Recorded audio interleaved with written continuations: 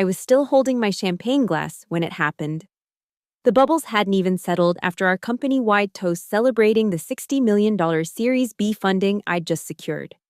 9 months of cross-country flights, investor pitches, and spreadsheet wizardry had culminated in this moment, me, Emily Dawson, standing in the middle of our Denver office, surrounded by cheering colleagues, when Derek Langford, our CEO, caught my eye across the room.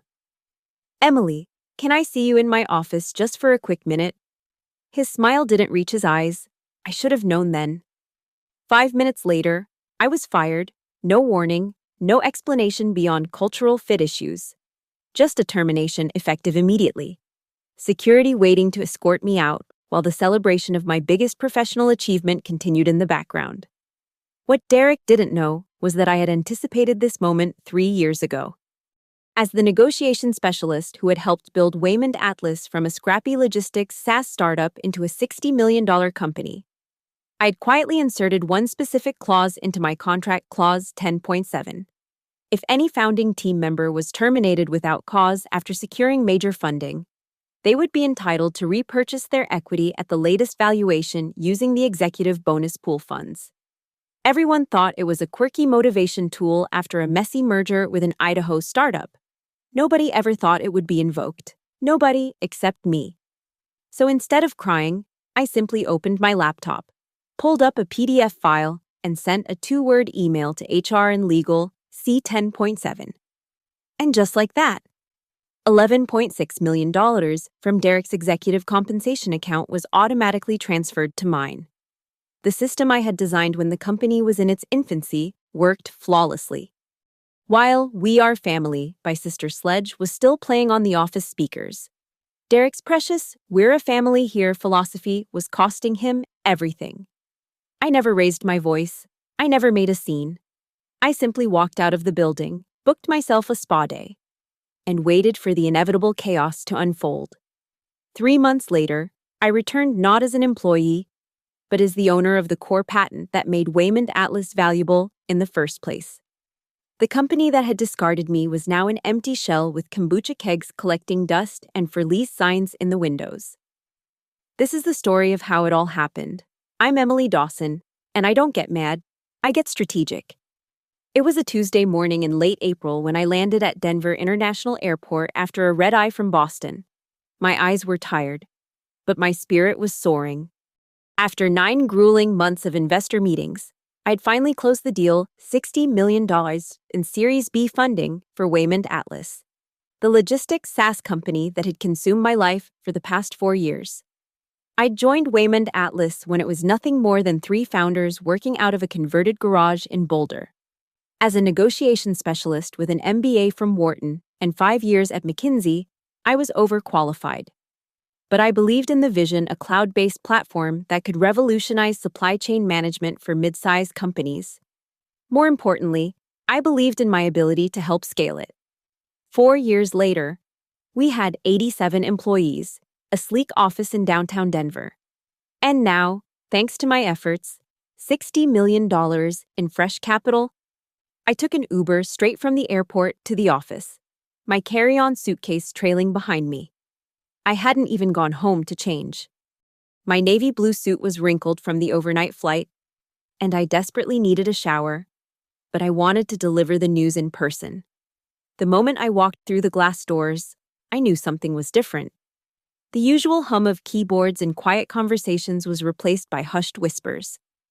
As I made my way to my office, I noticed small clusters of employees quickly dispersing as I approached. Maya, my assistant, was waiting for me with a strange expression.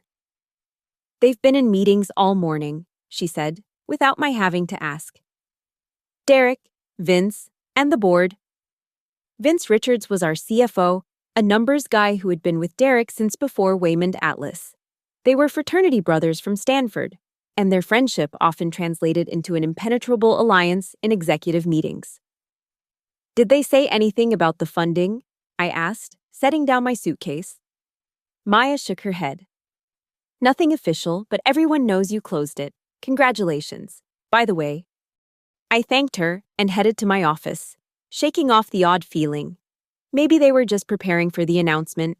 Maybe they were finalizing the allocation of funds. There were a dozen innocent explanations for the secretive meetings. I was wrong about all of them. At 11:30 a.m., Derek's executive assistant sent a company-wide email announcing a celebration in the main area at noon. "Big news to share," it said. I changed into the spare blouse I kept in my office, applied fresh lipstick, and tried to look presentable despite my exhaustion. At exactly noon, employees began gathering in the open space that served as our informal meeting area. Someone had hung a banner that read, "Waymond Atlas Next Level," across the exposed brick wall. Bottles of champagne sat in ice buckets on the reclaimed wood high-top tables that Derek had personally selected during our last office redesign.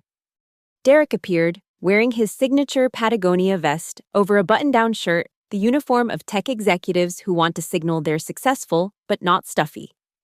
His perfect white teeth gleamed as he smiled at the assembled staff.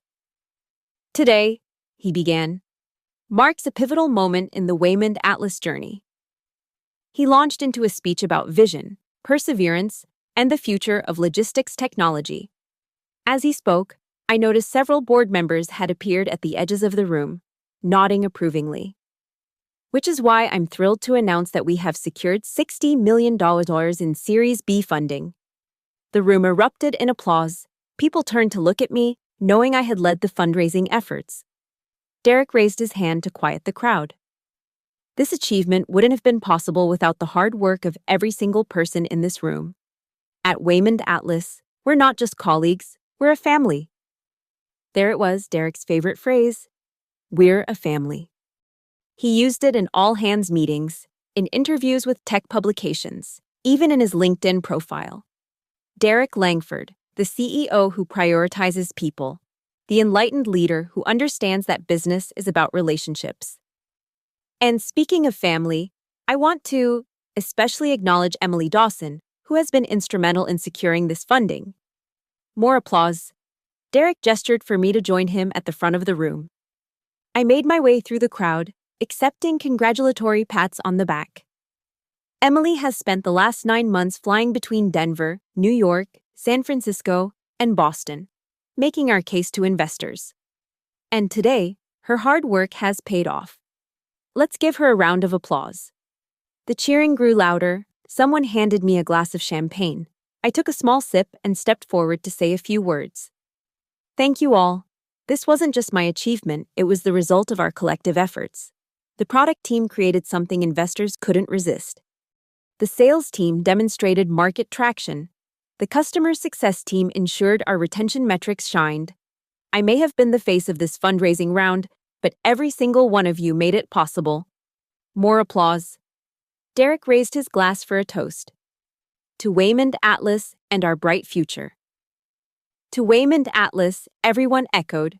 As people clinked glasses and began to mingle, Derek leaned in close to me. Can you come to my office in 5 minutes? I want to discuss the allocation plan. I nodded. Assuming he wanted to finalize how the new capital would be deployed across departments, a conversation we'd already had numerous times during the fundraising process. I made my way around the room, accepting congratulations and deflecting questions about the specific terms of the deal. All will be revealed soon, I kept saying, planning to share the details after my meeting with Derek. After a few minutes, I excused myself and headed to Derek's corner office, champagne glass still in hand. His door was closed, which was unusual during office celebrations. I knocked. Come in. Derek was seated behind his massive oak desk, with Vince standing beside him. Neither was smiling. Have a seat, Emily, Derek said, gesturing to one of the minimalist chairs opposite his desk. I sat down, still holding my champagne glass, suddenly very aware that I hadn't slept in nearly 24 hours. First, let me reiterate how grateful we are for your work on this funding round, Derek began, his voice taking on the practiced cadence he used when delivering difficult news to clients. It's a game changer for Waymond Atlas, I replied, an uneasy feeling spreading through my chest. Yes, absolutely. Derek continued, which is why this next part is particularly difficult. Vince shifted uncomfortably beside him, staring down at his shoes. We've decided to make some organizational changes as we enter this new phase of growth, Derek said, leaning forward, his elbows on the desk. After careful consideration, we've determined that your role won't be continuing with us moving forward. The words hung in the air between us. I blinked, certain I had misheard. I'm sorry, I said, my voice steady despite the shock. We're terminating your employment, effective immediately. Derek clarified, his tone clinically professional. It's a question of cultural fit as we scale. The skills that got us here aren't necessarily the ones that will take us to the next level. I looked from Derek to Vince, waiting for the punchline to what had to be a poorly conceived joke.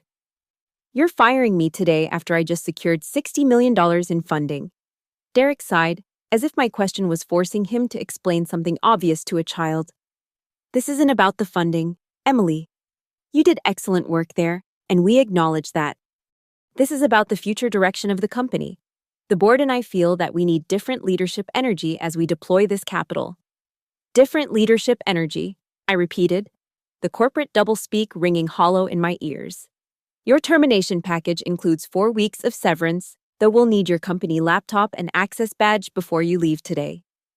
Vince finally spoke, his voice slightly trembling. HR has prepared the necessary paperwork. I looked down at the champagne glass still in my hand, the irony not lost on me. Less than 10 minutes ago, the entire company was celebrating my achievement. Now I was being discarded like yesterday's cold coffee. I see, I said, my mind racing through possibilities, implications, and most importantly, my contract terms. And the equity I've accrued over the past 4 years. Derek and Vince exchanged a quick glance. Standard vesting terms apply, Derek said. You'll retain what's vested, approximately 2% of the company, valued at the previous round's pricing. And there it was, the real reason. If they fired me now, before the new valuation was officially recorded, they could save millions in equity. My shares would be worth a fraction of what they should be. It was a calculated move, likely planned weeks ago. As soon as it became clear the funding round would succeed. I could have argued, I could have shouted, I could have thrown my champagne in Derek's perfectly groomed face. But I didn't. Instead, I smiled. I understand, I said calmly. Is there anything else? My reaction clearly wasn't what they expected. Derek's brow furrowed slightly. Security will escort you to collect your personal belongings, he said. We'd appreciate your discretion regarding this transition. Of course, I replied, standing up. Family business should stay within the family, right? Derek didn't catch the sarcasm, or chose to ignore it. Exactly, I'm glad you understand. I placed my still half-full champagne glass on his desk, careful not to leave a ring on the polished wood. I'll see myself out. As I turned to leave, Derek added, Emily, for what it's worth, I want you to know that this decision wasn't easy. I paused at the door and looked back at him, his Patagonia vest suddenly seeming like the costume piece. It was a uniform designed to convey a specific image rather than reflect any authentic values. I'm sure it wasn't, Derek. Betrayal rarely is. I walked out of his office with my head held high, past the ongoing celebration, where employees were still toasting the future they thought I would be part of. A security guard materialized beside me, trying to be discreet but failing miserably. I need to get my bag from my office, I told him. He nodded and followed me silently. Maya saw us and her eyes widened in understanding. She'd been at Waymond Atlas long enough to recognize what an employee with a security escort meant. Emily, she asked, her voice small. It's fine, I assured her, though it was anything but. Can you forward any personal emails to my Gmail before they shut down my account? She nodded, tears welling in her eyes. In my office, I collected my few personal items, a plant, a framed photo of my niece, a ceramic mug from a client. I left behind the numerous awards and recognition plaques I'd earned during my time at Waymond Atlas. They could keep those. What I did take was my personal laptop from my bag. While the security guard was distracted by a text message, I quickly logged into my private email account, and pulled up a file I'd created 3 years earlier, a PDF of my employment contract with one very specific clause highlighted section 10.7. I drafted a simple email to Alicia in HR and copied Martin in legal subject employment termination, clause 10.7 body please see attached contract. Section 10.7, effective immediately. I attached the PDF and hit send just as the security guard looked up from his phone. Ready? He asked. More than you know, I replied. As we walked through the main area, the celebration was still in full swing. Someone had turned up the music, ironically. It was We Are Family by Sister Sledge. Derek's family values on full display even as he dismantled mine. A few people noticed me leaving with the security guard and fell silent, their expressions confused. I didn't offer any explanation. Let Derek handle the fallout of firing the person who had just saved the company.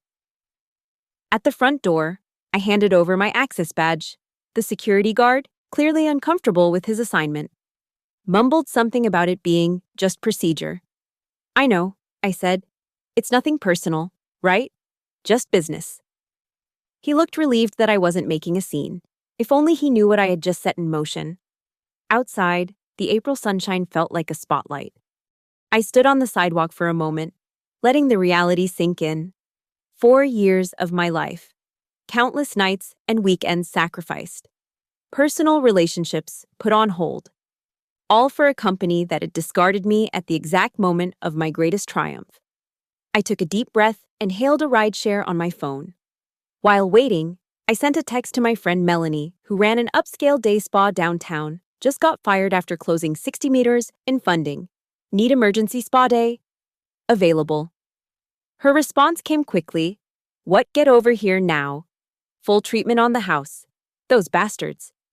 As my ride arrived, my phone dinged with an email notification. It was from Martin in Legal Emily. Please call me immediately regarding your termination and section 10.7. I smiled and put my phone on Do Not Disturb. Let them sweat for a few hours while I enjoyed a much-needed massage. What Derek and the board didn't understand, what they had never bothered to understand, was who they were dealing with. I wasn't just a fundraising specialist. I was a negotiation expert who had spent my entire career preparing for worst-case scenarios. 3 years ago, during a particularly contentious merger with a small Idaho startup, I had quietly inserted Clause 10.7 into our standard employment contracts. The clause was deceptively simple. If any founding team member, which included early employees like me, was terminated without cause within 30 days of securing major funding, they would be entitled to repurchase their equity at the latest valuation using funds from the executive bonus pool. At the time, it seemed like a quirky insurance policy, a hypothetical scenario that would never come to pass. Derek had signed off on it without much thought, focused as he was on integrating the Idaho team's technology. What he failed to realize was that I had also built the automated system that governed our executive compensation structure.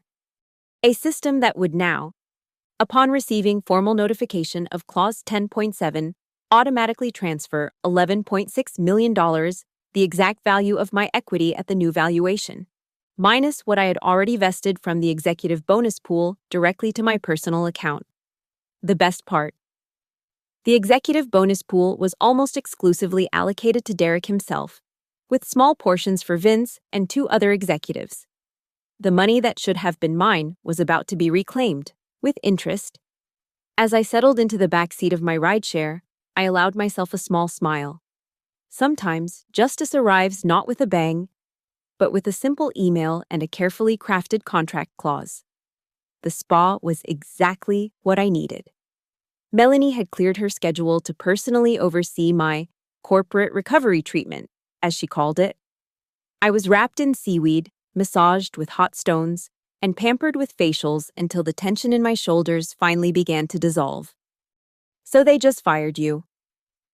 After you brought in $60 million, Melanie asked as she applied a cucumber slice to my right eye. Yep, classic move. Wait until the deal is closed, but before the new valuation is officially recorded, then push me out to save on equity. Those motherfuckers, Melanie said, her Boston accent making the profanity sound even more emphatic. What are you going to do? I already did it, I replied, a small smile playing on my lips. Let's just say I planted a seed a long time ago, and today it bloomed. Cryptic much? Melanie laughed. Fine, don't tell me.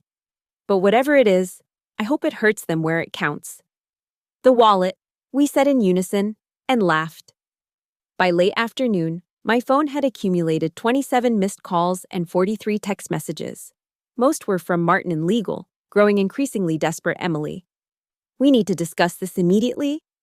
This clause appears to have significant implications we need to address. Please call me back ASAP. This is urgent.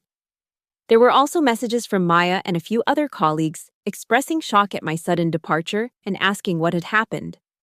But the most interesting was an email from Alicia in HR that had arrived just 30 minutes earlier. Emily. Per your invocation of Clause 10.7, the system has processed an equity repurchase transaction valued at $11,683,450, drawn from the executive compensation pool. This transaction cannot be reversed without your authorization. Derek has requested an emergency meeting with you. Please advise on your availability. Alicia Williams, Human Resources Director, Waymond Atlas. I showed the email to Melanie, who let out a low whistle. 11 million from the executive comp pool, girl. You didn't just get mad, you got paid. The best revenge isn't just success, I said, sitting up on the massage table. It's making them pay for underestimating you. I composed a brief reply to Alicia. I'm unavailable for meetings at this time. All communications regarding my termination should be directed to my attorney. I hadn't actually retained an attorney yet, but they didn't need to know that. The important thing was to maintain distance while the chaos unfolded. And chaos it was. According to Maya, who texted me details throughout the evening, the celebration had come to an abrupt halt when Martin from legal burst into the main area looking for Derek. His face ashen. They disappeared into Derek's office, soon joined by Vince and 2 board members who had been present for the announcement. 20 minutes later, Derek's roar could be heard throughout the office. What do you mean it's already gone? The executive team remained behind closed doors for the rest of the day, emerging only to summon Alicia from HR and Rohit from the engineering team that maintained our internal systems. By 7 p.m., word had spread throughout the company that I had been fired. But with a mysterious twist that had the leadership team in panic mode. Speculation ran wild, from embezzlement accusations to theories that I had secretly recorded Derek making inappropriate comments. Nobody guessed the truth that I had simply enforced a contractual clause that Derek himself had approved, deployed through systems that I had helped build, resulting in the automatic transfer of nearly $12 million from Derek's future compensation to my bank account. The next morning, I woke up in my own bed for the first time in what felt like weeks. The anger and shock had subsided, replaced by a calm determination to see this through. I made myself a proper breakfast avocado toast and a cappuccino and checked my phone. The missed calls had multiplied overnight, now including several from board members and even 2 from our lead Series B investor, Jonathan Chen from Elevation Capital. I wasn't ready to speak with any of them yet, but I did listen to Jonathan's voicemail. Emily, Jonathan Chen here. I've just heard about your separation from Waymond Atlas and some concerning financial transactions that followed. We invested based largely on your pitch and projections. I need to speak with you immediately about what's happening. Call me back at this number. Interesting. The investors were already involved, which meant the situation had escalated beyond an internal HR issue. Exactly as I had anticipated, I drafted a careful response to Jonathan. Thank you for reaching out. I was surprised and disappointed by the company's decision to terminate my employment immediately after closing the funding round that I led. Regarding the financial transaction, I simply exercised a clear contractual right following my termination without cause. I'm happy to meet with you later this week to discuss the situation in more detail. Best regards. Emily. I hit send and waited. The response came within minutes. Emily, this is extremely concerning. Our investment was predicated on your continued leadership in the organization. I've called an emergency meeting with the board for 2 p.m. today. Can you join via Zoom? Jonathan. Now we were getting somewhere. I replied that I would be available, then spent the morning preparing. I reviewed my contract, gathered emails documenting my contributions to the company over the past 4 years, and outlined key talking points. At precisely 2 p.m., I logged into the Zoom meeting. The digital waiting room was tense, with several participants already connected. When the host admitted me, I was faced with a gallery view of shocked and angry faces: Jonathan Chen and 2 other representatives from Elevation Capital, 3 board members, Derek, Vince, Martin from Legal, and Alicia from HR. Emily, Jonathan began, his tone carefully neutral. Thank you for joining us. We're trying to understand the sequence of events that has led to this situation. I'm happy to clarify, I replied, my voice steady. Yesterday, immediately following the announcement of our successful $60 million Series B round, I was terminated without cause. As specified in my employment contract, specifically Clause 10.7, this triggered an automatic equity repurchase at the current valuation, funded by the executive compensation pool. This clause is highly unusual, Martin interrupted, and potentially unenforceable. Yet it was approved by Derek and the board 3 years ago, I countered. And the automated system that executed the transfer was built with full transparency and documentation. You deliberately hid this clause in complex legal language, Derek burst out, his face flushed with anger. It's 3 sentences written in plain English, I replied calmly. Page 17 clearly marked equity repurchase upon termination without cause. You signed it, Derek, as did every board member present at the time. One of the board members, Janet Winters, leaned forward. Ms. Dawson, while the clause may be technically valid, the spirit of such provisions is typically to protect employees from arbitrary dismissal, not to enable what amounts to a financial ambush. With all due respect, Ms. Winters, I was arbitrarily dismissed, I replied. I spent 9 months securing $60 million in funding, only to be fired the moment the deal closed, with no prior performance concerns documented. If that doesn't qualify as the exact scenario this clause was designed to protect against, I don't know what does. Jonathan Chen cleared his throat. The issue from our perspective is not just the money. Although $11.6 million is certainly significant, it's the breach of trust. We invested in Waymond Atlas with the understanding that the team that secured the funding would be the team deploying it. Emily was central to that understanding. Derek tried to interject, but Jonathan held up his hand. Let me finish. Derek, we're now in a situation where the person who led the fundraising effort has been removed and has exercised a contractual clause that severely impacts the company's financial position and leadership stability. This is not what we signed up for. A tense silence followed. What exactly are you saying? Jonathan Derek finally asked. I'm saying that Elevation Capital is invoking our material change clause. Either Emily returns to Waymond Atlas in a leadership capacity, or we require the immediate return of our investment. The bomb had dropped. The material change clause was the investor's nuclear option, a provision allowing them to withdraw their funding if significant changes occurred that might impact the company's prospects. All eyes turned to Derek, whose face had gone from red to ashen. That's not possible, he stammered. The funds have already been allocated to various initiatives. We can't just return $60 million, please. Then I suggest you find a solution that addresses our concerns. Jonathan replied coldly, You have 48 hours. With that, he and the other Elevation Capital representatives left the Zoom call, leaving the Waymond Atlas team in stunned silence. Finally, Janet Winters spoke. Emily, what would it take for you to return to the company? I had anticipated this question and prepared my answer carefully. I'm not interested in returning to a company that discarded me so callously, I said. However, I am open to a consulting arrangement to help navigate this transition, provided Derek is no longer in a position to make decisions affecting my role or compensation. You want me removed as CEO? Derek exploded. This is extortion.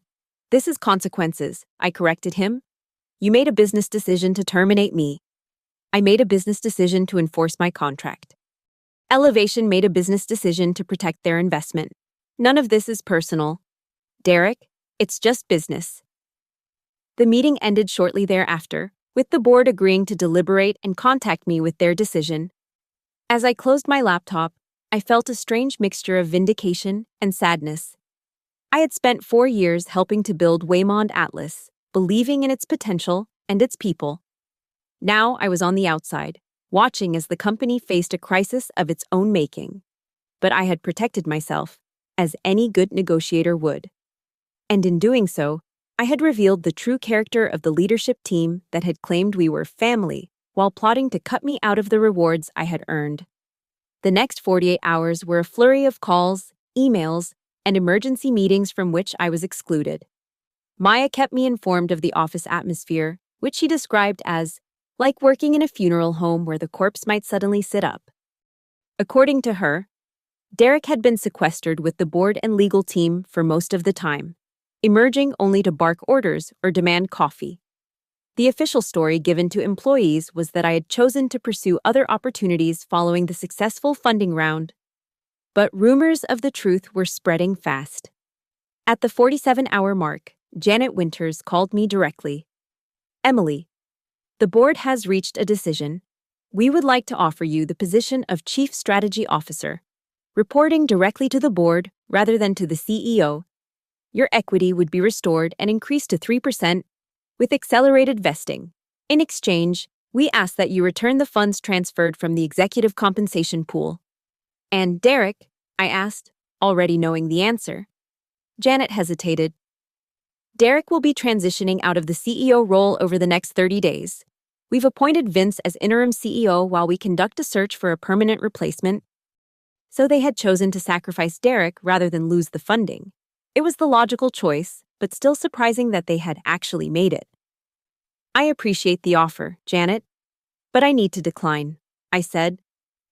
My trust in Waymond Atlas has been irreparably damaged. I will, however, return $10 million of the funds in exchange for full ownership of the patents I developed during my tenure, specifically the predictive logistics routing algorithm. There was a long pause on the other end of the line. Those patents are core IP for the company, Janet finally said. Yes, they are. And they were primarily my work, for which I was compensated with equity that the company tried to devalue by terminating me. I'm offering a fair exchange cash for intellectual property. I'll need to consult with the board, Janet said. Of course, you have until 5 p.m. tomorrow to decide. I ended the call and waited. I knew it was a bold ask, but also a strategic one. The predictive routing algorithm was valuable, but not irreplaceable. Waymond Atlas could license it from me or develop alternative approaches. What they couldn't do was return to the moment before they had decided to fire me and make a different choice. The next day at 4:58 p.m., Janet called back. The board has accepted your terms, with one condition, a non-compete clause preventing you from developing similar logistics software for 2 years. Agreed. With the exception of API integrations that might enable other software to interface with the algorithm. That's acceptable. Janet conceded. Legal will draw up the paperwork. And just like that, it was over. Derek was out as CEO. I was out as an employee, but would retain $1.6 million from the equity repurchase and full ownership of my algorithm patents. Waymond Atlas would survive, albeit with significant leadership changes and a chastened board of directors. Later that evening, I opened my laptop and logged into our company Slack for the last time. Maya had told me that Derek had already been escorted from the building, his personal belongings packed in bankers' boxes while employees watched in stunned silence. I navigated to the Teeter General channel and typed a simple message. Thank you all for 4 incredible years. My story with Waymond Atlas has reached its conclusion. But I'm grateful for the chapter we shared. Best of luck with your next phase of growth. Then I added a private message to Maya. The real family was the one we built among ourselves, not the one management pretended to create. Stay in touch. I logged out, knowing it would be for the last time, and closed my laptop. The sense of finality was both painful and liberating. I had lost a job but gained something more valuable: the knowledge that I could protect myself in an industry known for discarding people when convenient. Over the next 3 months, I deliberately maintained a low profile. I didn't post about the situation on LinkedIn or respond to the numerous messages from former colleagues and industry contacts asking what had happened. I declined invitations to speak at conferences or participate in panel discussions. Instead, I focused on myself sleeping properly for the first time in years, reconnecting with friends I had neglected, and even dating again. The tech world, however, is small and gossip travels fast. The story of Waymond Atlas's imploding leadership and my contractual coup had become something of a legend in startup circles. I occasionally heard variations of it at networking events I attended, each version more dramatic than the last. In some tellings, I had hidden malicious code in the company's systems. In others, I had blackmailed the board with compromising information. The truth that I had simply inserted and enforced a protective clause in my contract was apparently too mundane for the rumor mill. Meanwhile, Waymond Atlas was struggling. Without stable leadership and with investor confidence shaken, they had been unable to deploy the Series B capital effectively. Product updates were delayed, customer acquisition slowed, and several key engineers left for competitors. The for lease sign appeared in the window of their downtown office just 90 days after my departure, as they downsized to a smaller space in a less prestigious location. It was during this period of self-imposed exile that I received an unexpected message from Rohit, our former lead engineer who had left Waymond Atlas shortly after I did Emily. "Hope you're well. I've been thinking about your routing algorithm and have some ideas for applications beyond logistics. Would you be open to coffee and conversation? No pressure, just exploration." We met at a small cafe in Cherry Creek, away from the downtown tech scene where we might be recognized. Rohit looked relaxed, his usual nervous energy replaced by a quiet confidence. "So you got out too," I said after we'd exchanged pleasantries. "2 weeks after you. Once I saw how they treated you, I knew it was just a matter of time before they came for the rest of the original team." He stirred his chai latte thoughtfully. "They offered to double my equity to stay. But some things are worth more than money." "Like integrity," I suggested. "Like working with people you respect," he countered. Which brings me to why I wanted to meet.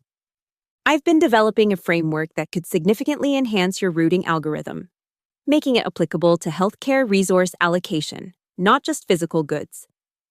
He pulled out his tablet and showed me a series of diagrams and code snippets. The concept was brilliant, taking the core predictive capability of my logistics algorithm and adapting it to optimize the deployment of medical personnel and supplies in healthcare systems. "This could revolutionize rural healthcare delivery," I said, immediately seeing the potential. "Exactly. But I need your algorithm as the foundation, and..." He hesitated. "I need someone who understands both the technical and business sides to help build this into something real." I sat back, considering the proposition. The non-compete prevented me from working on logistics software, but healthcare resource allocation was different enough to avoid legal complications. "Are you proposing we start something together?" I asked. "I am," Rohit confirmed. "A small focused company built on respect and actual collaboration, not corporate family theater." The idea was appealing. I had the patents, a substantial financial cushion from the equity repurchase, and frankly, I was getting bored with my self-imposed sabbatical. "Let me think about it," I said. "I'll get back to you next week." But before I could give Rohit my answer, something unexpected happened. I received an email from Jonathan Chen, the lead investor from Elevation Capital Emily. "I hope this finds you well. I wanted to update you on the situation at Waymond Atlas. Following Derek's departure, the company has struggled to maintain momentum. After careful evaluation, we've decided not to proceed with the full funding deployment. Instead, we're exploring options to restructure or potentially find a strategic acquirer. Given your intimate knowledge of the company and its technology, I'd appreciate your insights on potential paths forward. Would you be available for a confidential discussion? Best regards, Jonathan. So Waymond Atlas was on the verge of collapse, just 3 months after securing $60 million in funding. Part of me felt a twinge of sadness for the employees who would likely lose their jobs. Another part felt vindicated that Derek's leadership had proven so disastrous once challenged. I agreed to meet with Jonathan at Elevation Capital's Denver satellite office. The conversation was direct and surprisingly candid. The company is essentially running on fumes, Jonathan explained, showing me internal financial projections. We deployed $15 million of the committed $60 million, but customer churn has increased dramatically and the product roadmap is in shambles. What happened to Vince as interim CEO? I asked. Resigned after 6 weeks. Said he wasn't equipped to handle the challenges. We brought in a consultant as acting CEO, but it's been one fire drill after another. I studied the documents Jonathan had shared. The situation was even worse than I had imagined. Without stable leadership and with core technical talent departing, Waymond Atlas had become a shell of its former self. What are you thinking in terms of restructuring? I asked. Jonathan leaned forward. That's where you come in. We believe the core technology, particularly the components you developed, still has significant value. We're considering spinning that out as a separate entity and finding a strategic buyer for the customer base and brand. And you want my help to untangle which parts are actually valuable, I surmised. Exactly. Plus, you still own the patent rights to the routing algorithm, which any serious acquirer would want access to. I considered the proposition. Helping to dismantle the company I'd helped build felt strange, but also like the closing of a circle that had begun with my abrupt termination. I'll consult on the technology evaluation. I agreed, but I want to be clear that I'm not interested in rejoining Waymond Atlas in any capacity. Understood completely, Jonathan assured me. This would be purely advisory. Over the next few weeks, I worked with Jonathan's team to evaluate Waymond Atlas's technology assets and identify potential acquirers. The process was revealing without the hype and Derek's polished marketing spin. Much of what the company had built was either derivative or easily replicable. The exceptions were my routing algorithm and a customer onboarding system developed by Rohit's team. Meanwhile, I continued discussions with Rohit about our potential healthcare optimization venture. The more we talked, the more excited I became about the possibility of building something meaningful from scratch, without the baggage of Waymond Atlas. One evening, as I was reviewing acquisition proposals for Jonathan, I received a text from Maya office officially closing next Friday. They're calling it a strategic consolidation. Most of us got 2 weeks severance. Derek apparently bought a yacht with his golden parachute. Thought you should know. Attached was a photo of the once vibrant Waymond Atlas office, now half empty with moving boxes stacked against walls and abandoned kombucha kegs in the corner. The message solidified my decision. I called Rohit immediately. I'm in, I told him. Let's build something that actually matters. What changed your mind? He asked. Let's just say I got confirmation that some chapters need to end before new ones can begin. 3 days later, I met with Jonathan to deliver my final assessment of Waymond Atlas's technical assets. I also shared my decision to start a new venture focused on healthcare resource optimization with Rohit. Interesting timing, Jonathan remarked. We've just received an offer from Meditech Solutions for the customer contracts and brand. They're not particularly interested in the technology, which leaves us with the question of what to do with the IP that isn't covered by your patents. What are you thinking? I asked, curious where this was leading. Well, given your new venture's focus on healthcare, there might be synergies worth exploring. Would you be interested in acquiring the relevant IP components as part of your seed assets? It was a surprising offer, but one that made strategic sense. Much of the technology would be useful for our healthcare platform, and Elevation would recoup at least some of their investment. Potentially, I replied carefully, depending on the terms and specific assets included. Jonathan smiled. I thought you might say that. I've prepared a preliminary term sheet for discussion. He slid a document across the table. The terms were surprisingly favorable. A modest upfront payment with revenue-sharing provisions that would activate only if our new venture reached significant profitability thresholds. This is generous, I observed, suspicious of the catch. It's practical, Jonathan countered. We've already written off most of our Waymond Atlas investment. This gives us a potential upside while putting the technology in hands that can actually do something valuable with it. Plus, he added with a slight smile, I'd rather have you as a future portfolio company than as an adversary. 2 weeks later, the deal was finalized. Metatech Solutions acquired Waymond Atlas's customer contracts and brand for a fraction of what the company had once been valued. Elevation Capital salvaged what they could from the wreckage, including a small stake in my new venture with Rohit, which we named Conduit Health Technologies. With my algorithm patents, the additional IP acquired from Waymond Atlas, and Rohit's innovative framework, we had the technical foundation for something truly impactful. We secured modest seed funding with Jonathan as one of our investors and set up operations in a small office in Boulder, intentionally far from the downtown Denver tech scene that had been Waymond Atlas's home. Our first hire was Maya, who brought not only her exceptional organizational skills, but also a deep understanding of the mistakes we were determined not to repeat. No, we're a family bullshit, she stipulated during her interview.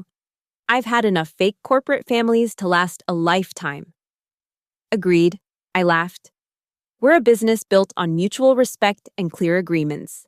No more, no less.